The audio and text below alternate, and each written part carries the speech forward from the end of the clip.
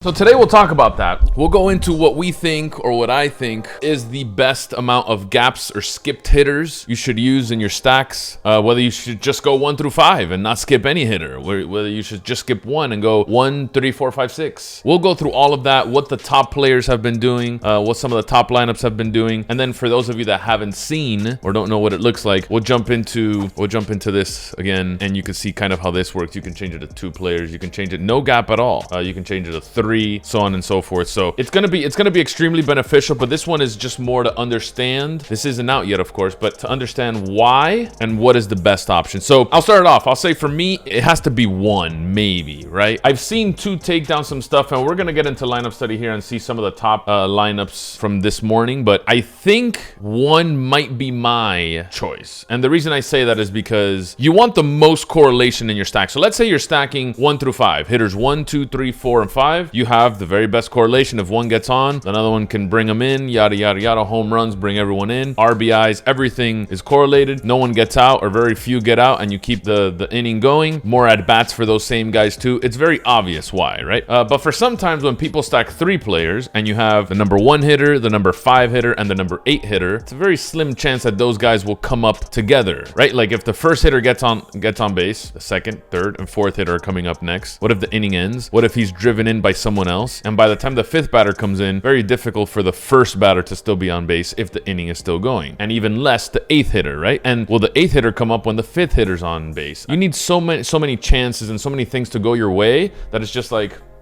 I don't know. Now you want maximum correlation, you put all 5 together. You want to be a little bit different, maybe you skip the number 2 hitter and stack the 1, 3, 4, and 5 hitter, maybe. And I think as you continue to do this, you not just get super correlated lineups, especially if you're combining 2 stacks together, maybe a 5-man stack and a 3-man stack in the same lineup, and you use the same option in both, where even the 3-man mini stack is 2, 3, 4, or 4, 5, 6, or 7, 8, 9. At least they're together, so they'll come up together during the game. If you remember, maybe last year, we took a look at those MIT videos. You remember those MIT videos where 2 guys from MIT did a really big research paper on how to win in daily fantasy sports, and they looked at not just NFL, they looked at MLB, and they looked at hockey, I believe. They looked at NHL, and they found that obviously stacking is the key to building upside and kind of maximizing risk just a little bit to win these things. But if you were to say stacking, but then stacking all the players together is the best way to increase upside, then you probably want to do that as much as you can, right? And right now, just making lineups normally, there's a chance you don't get guys that are together. And I wouldn't say that you're, wasting lineups, but there are going to be some lineups that really don't make sense or have very little correlation.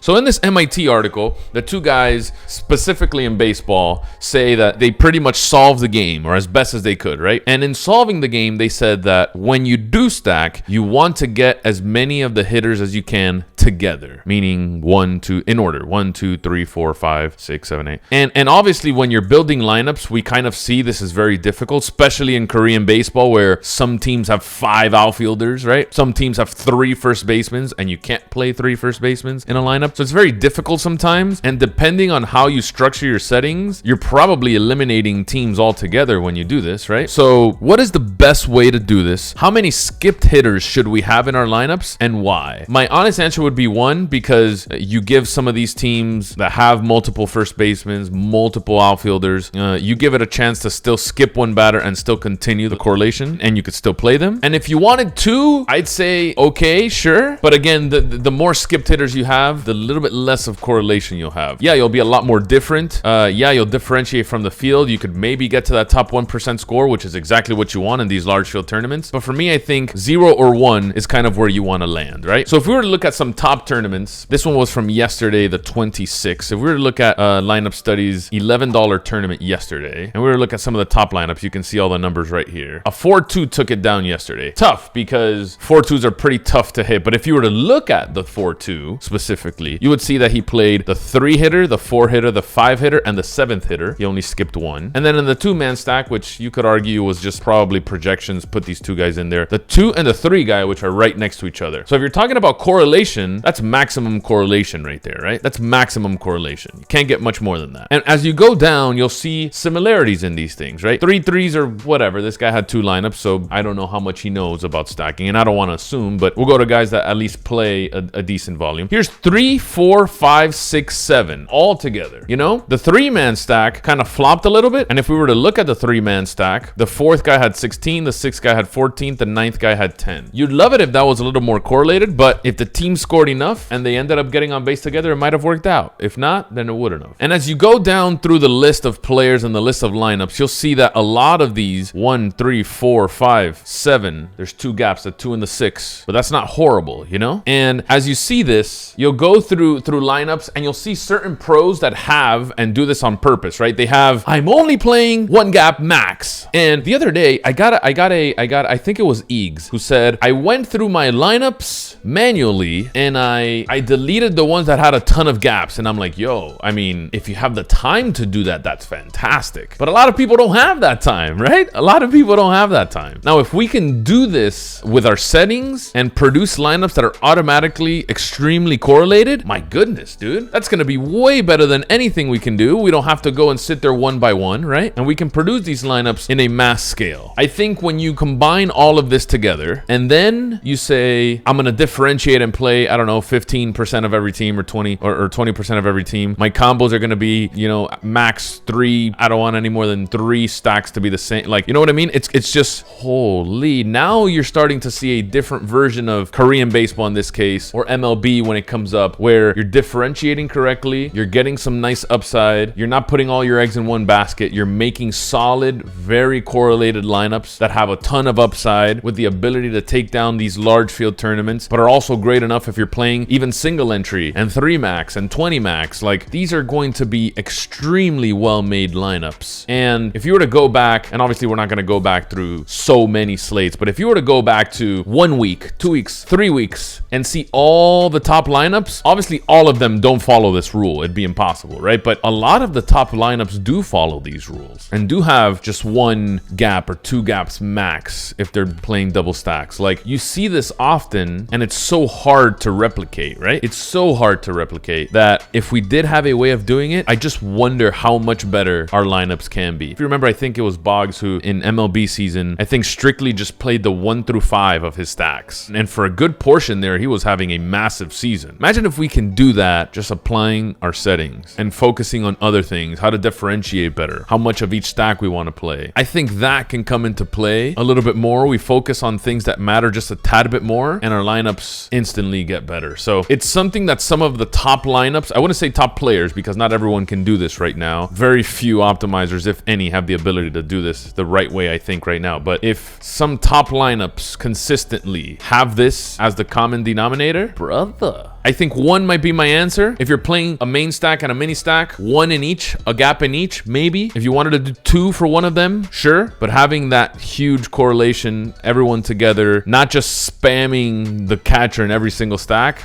it's gonna be A-okay, my friends, A-okay. I think it's gonna be nice.